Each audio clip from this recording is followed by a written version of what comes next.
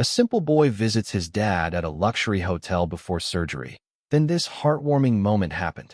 The revolving door spun once, twice, then slowed to a halt as a boy stepped into the marble-tiled lobby. He moved like someone unsure of the ground beneath him, feet soft, eyes wide, posture tense. The boy didn't match the setting. His hoodie was wrinkled from travel, his jeans faded and baggy. A single strap from his worn-out backpack dug into his shoulder. He paused, letting the luxurious chill of air conditioning wash over him. The towering chandelier above cast fractal patterns on the gleaming floor below. Laughter echoed from the cocktail lounge. A bellhop rushed past him pushing gold-plated luggage carts.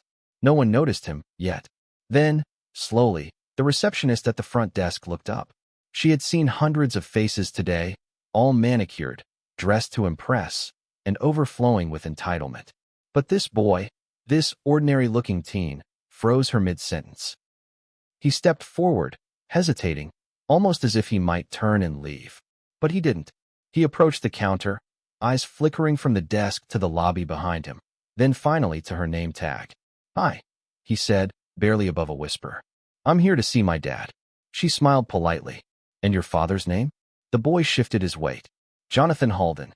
The name hit the air like a thunderclap muffled under velvet. The receptionist blinked. Her mouth parted slightly. Jonathan Halden, the hotel's owner. Billionaire. Reclusive. The man behind the glass curtain walls of the penthouse suite. Her fingers paused above the keyboard, unsure whether to type or call security. She studied the boy again. The resemblance was faint, but it was there, the shape of the jaw, the eyes. She looked closer. His hands trembled slightly. "Of course," she said slowly, her voice softening. "Do you have ID?" He reached into his pocket, fumbling slightly, pulling out a worn leather wallet. She glanced at the name. It matched. She pressed a button under the desk, signaling the concierge in code, not for danger, but for discretion. Something told her this wasn't a normal visit. Behind her calm smile, her mind raced. Why hadn't she ever seen this boy before? Halden was fiercely private. No tabloids had photos of his son. No public events. No interviews. And yet, here he was, alone. She handed the ID back. "Mr. Halden is expecting you. May I take your bag?" The boy shook his head quickly. "No, I'm fine." She nodded, then leaned in slightly. "Elevators are to your left. Penthouse button will be unlocked." As he walked away, her eyes lingered on his back. There was something heavy in his stride. Not just nervousness. Not awkwardness. It was as if he was walking uphill inside himself. The camera follows him from behind as he moves toward the golden elevator doors. Guests pass him without a second glance. Businessmen on calls, fashionistas snapping selfies. One child pointed at him and said something to her mother, but the words were lost in the soft jazz playing from overhead speakers. He reached the elevator and pressed the button. The wait felt eternal.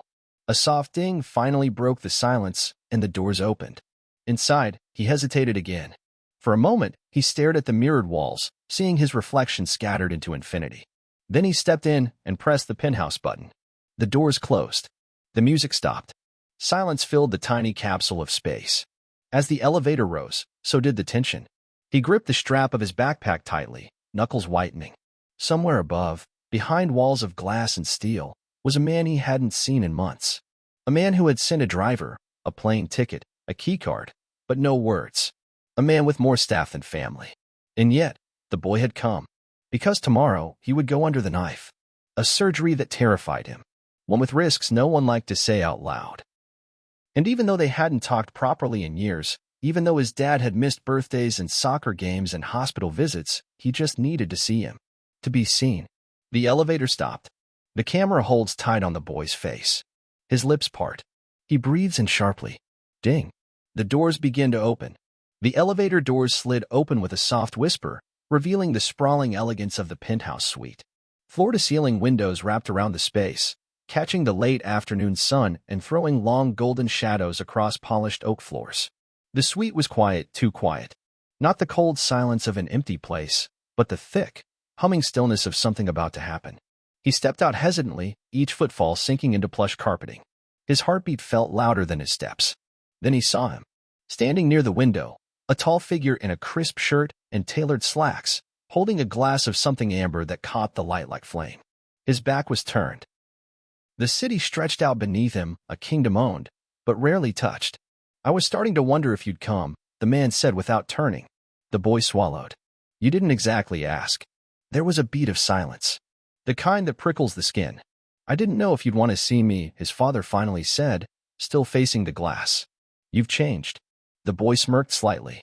People do that. Especially when they're sick. That made the man turn. Slowly.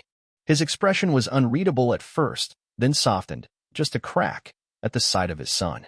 The last time they'd been in the same room, there were nurses, shouting, an oxygen monitor beeping too fast. But now, here he was thinner, paler, but standing. Jonathan took a step forward. You look like your mother, he said. I wouldn't know, the boy replied, not bitter, just tired. Jonathan nodded, accepting it. Maybe even expecting it. Do you want something to eat? He asked, gesturing toward a dining table covered with untouched food. No, the boy said. I just wanted to see you. Before tomorrow. Jonathan sat down slowly. For a moment, he looked older than usual. More real. Less made of marble and money. The boy didn't sit. Do you know what kind of surgery it is? He asked. Jonathan looked up. They told me it's aggressive. Necessary. You mean dangerous? Yes, the father admitted. But you're strong. The boy gave a quiet laugh, dry and sharp. I'm not. Not really. I cry in bathrooms. I Google my chances at night and lie to people about what I find. I wear hoodies so no one sees how much weight I've lost. Jonathan's jaw tensed. And I don't want to do it alone, the boy whispered. That was the real truth. And it cracked something in the air. Jonathan stood, walked over, hesitated, then placed a hand, tentative and uncertain, on his son's shoulder. You're not alone, he said, voice hoarse. Not anymore. For a second, they stood there, frozen in the soft glow of fading sunlight, two broken pieces finally fitting into place. Then the boy pulled back, reaching into his bag. He unzipped it slowly and pulled out a small electric hair clipper. Jonathan blinked. You want to? I have to shave it tonight, he said quietly. Before they mark the area. Doctors said, better to do it myself. The clippers whirred to life in his hand. The sound was small, but it filled the room with something unspoken. He looked at his father. You don't have to. I'm not asking you to. I just don't want to do it alone. Jonathan stared at him for a long moment. Then, wordlessly, he walked to the bathroom, opened a drawer, and pulled out another set of clippers, still in its box. No instructions. No drama. He just plugged it in. The boy sat in front of the mirror, and the father stood behind him. The first pass was shaky, uneven. Hair fell silently onto the marble sink. They didn't speak. Halfway through, the boy looked up in the mirror. Jonathan had begun shaving his own head. 1 pass. 2. 3. No words. But everything was said. When it was done, they stood side by side in the mirror, 2 bald heads, 2 raw hearts. And for the first time in a long time, the boy smiled. Just a little. Just enough. The bathroom light buzzed faintly above them, casting soft halos over the 2 freshly shaven heads. Hair lay scattered across the marble counter like fallen leaves, quiet, final. Neither of them moved for a moment. The boy stared at his reflection, running his fingers gently over his scalp. It felt alien, bare, honest. Jonathan watched him through the mirror, arms crossed loosely, clippers still in hand. There was something different in his eyes now, less guarded. He wasn't the businessman in magazines or the ghost in boardrooms. He looked like a father. Tired, present, real. The boy broke the silence first. You didn't have to do that. I know, Jonathan said. That's why it mattered. They left the bathroom together, the clippers left humming quietly until the father reached back and clicked them off. The suite had dimmed into golden twilight.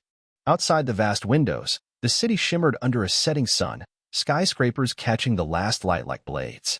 They sat on the couch, not touching, not talking for a while. The boy pulled his legs up beneath him, and Jonathan leaned back, his shirt collar slightly loose now, no longer perfectly pressed. He looked human. Do you ever think about what it would have been like if Mom had lived? The boy asked. Jonathan inhaled slowly, eyes fixed on nothing. All the time. She was the glue, right? That's what Grandma used to say. She was everything, Jonathan said.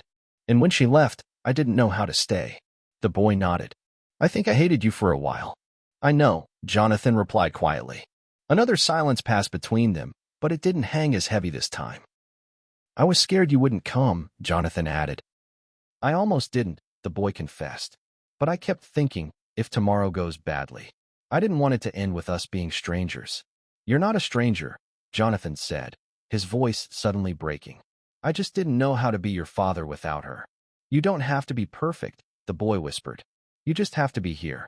I'm here, Jonathan said, and this time it was a promise. Outside, the skyline darkened.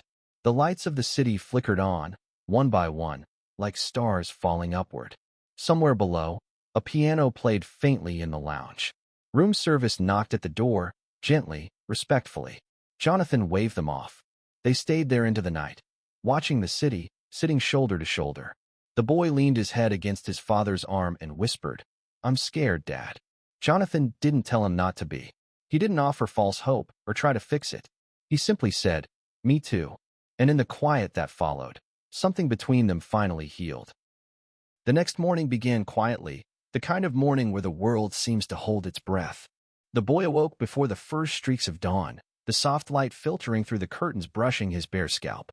He sat on the edge of the bed, fingers tracing the smooth skin where hair used to be. The sensation was strange but strangely empowering. Today was the day. Tomorrow would bring the surgery that loomed over him like a shadow. Down the hall, in the hotel's vast service corridors and back rooms, something unexpected was stirring. Word of the boy's arrival and his courage had slipped out, like a whisper traveling on the wind. It moved through the ranks of the staff, from housekeepers to chefs, from bellhops to managers, weaving its way into every heart. In the break room, a group of employees gathered around a mirror. One by one, they took clippers in hand, hesitating at first, then shaving locks of hair that had always been a part of their identities. Laughter bubbled up, soft but real, mingled with tears for the boy they didn't really know but already admired, for the family that wasn't perfect but was trying, and for the strength that sometimes had to come from the most unexpected places. A chef shaved off his carefully groomed beard.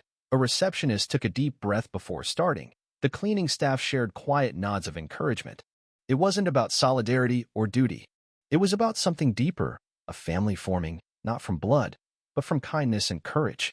They whispered plans for breakfast, quietly preparing a surprise. The dining room would become a stage for this unspoken show of support. No banners, no speeches, just quiet, shared humanity. Back in the suite, the boy sat wrapped in a robe, the calm before the storm. Jonathan sat beside him, watching him with an intensity that mixed pride, regret, and hope. Whatever happens, Jonathan said quietly, we face it together. The boy nodded, his heart steadying. Downstairs, the hotel staff finished their transformations. One by one, heads were shaved smooth, revealing skin pale against the early morning light. They dressed in crisp uniforms, their bare scalps a silent message of strength. As the boy and his father descended to breakfast, the lobby buzzed with normal activity. But when they entered the dining hall, time seemed to slow. The entire staff stood waiting, heads bare, eyes kind and steady. The boy's breath caught. His gaze darted from one face to another, realizing this was no accident.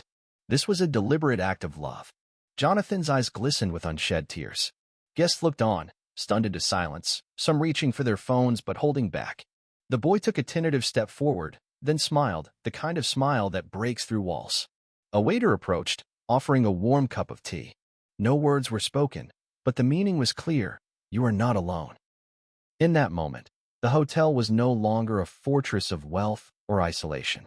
It was a sanctuary, a family, and the boy, once invisible among the glittering guests, finally felt seen. The breakfast hall was bathed in soft morning light, the kind that made everything look golden and hopeful. The boy and his father stepped through the entrance, their footsteps hesitant but steady. The chatter of early diners softened, fading into a reverent hush as eyes turned toward them. What struck them first was the sight, an entire sea of heads, shining bare and smooth. The hotel staff stood shoulder to shoulder, proud and unflinching. Chefs, bellhops, receptionists, housekeepers, all with their hair gone, their solidarity visible in every line of their faces. The boy's breath caught. His heart pounded loudly in his chest, louder than any noise in the room. For a moment, he thought he might cry right there in front of all these strangers who had become something like family. His father's hand found his, gripping it tight. The usual cold, reserved man was gone, replaced by someone stripped raw and real. No one spoke at first. Words weren't necessary. The clippers had spoken for them. The shaved heads told a story of courage, unity, and hope. A story that said, "We are with you.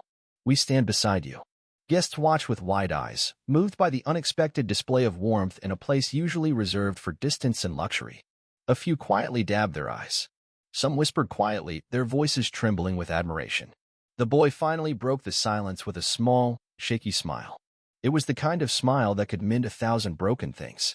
He sat down, still holding his father's hand, feeling the weight of their connection for the first time in a long while.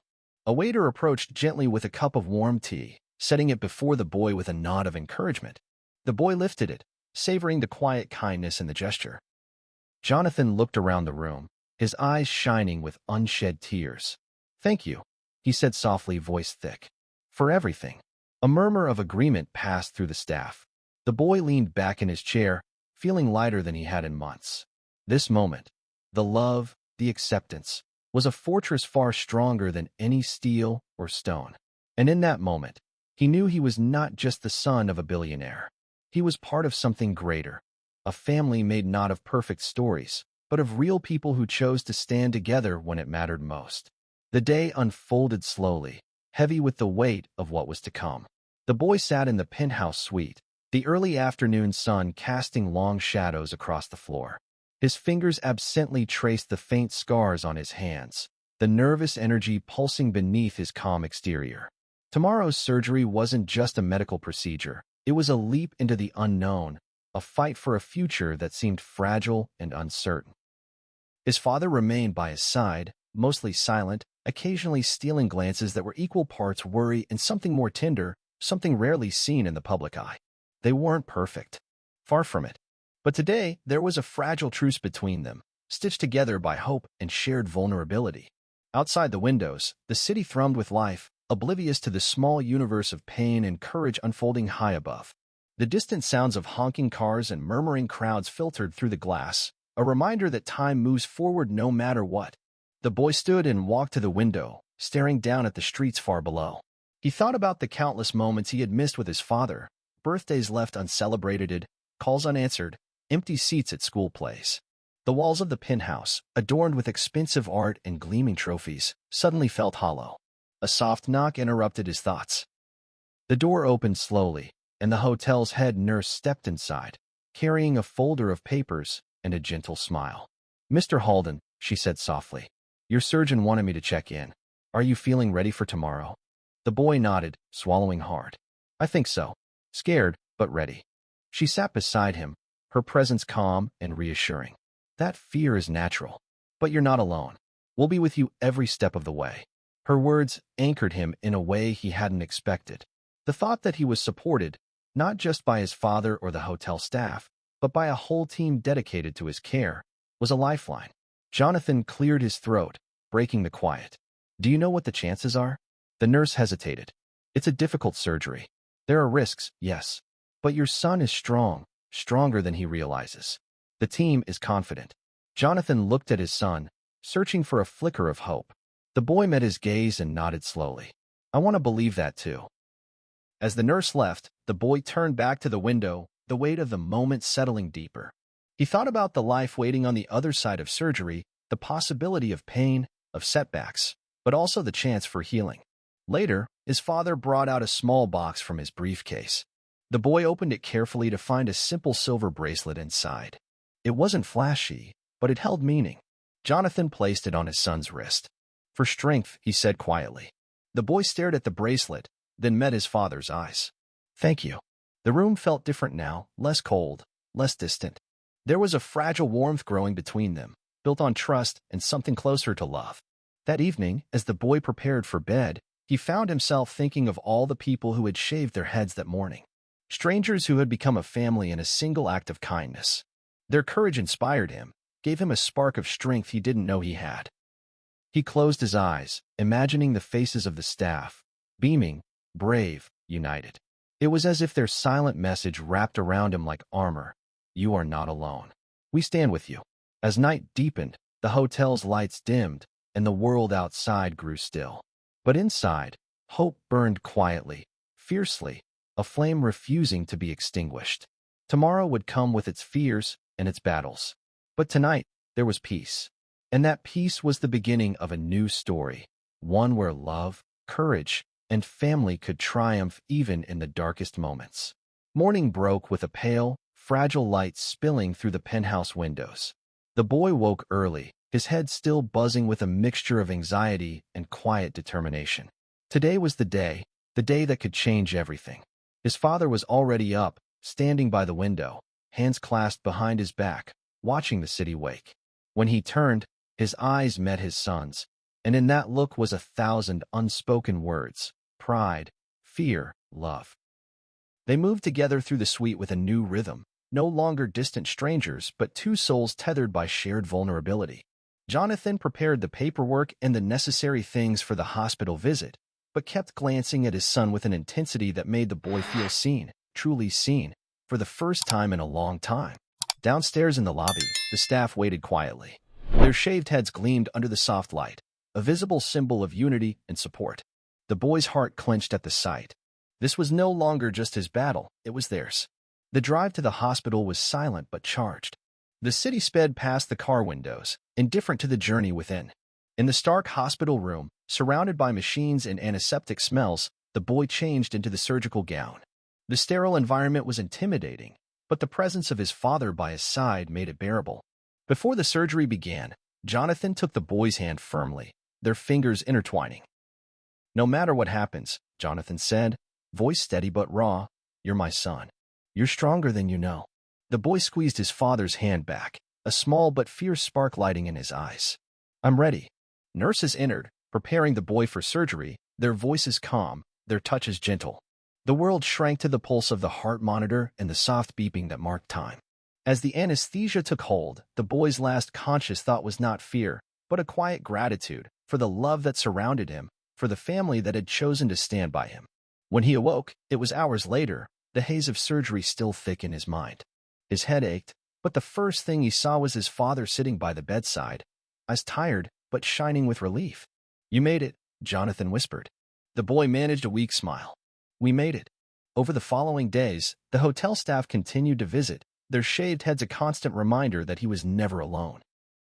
The bond forged in those moments of vulnerability grew stronger, a testament to resilience and compassion. The boy's recovery was slow and difficult, but with every step, he carried the strength of a family united, not by blood or wealth, but by heart. In the end, the hotel lobby no longer felt intimidating or distant. It felt like home. And in that home, a father and son found their way back to each other, beyond fear, beyond pain, beyond the silence that had once separated them. They had faced the storm, and together, they had found the light. The night held them in its quiet arms, the city shimmering below like a sea of tiny stars. No more words passed between them. None were needed. The silence was no longer filled with absence, but understanding.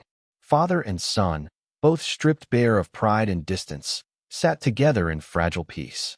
For the first time in years, they weren't roles or expectations.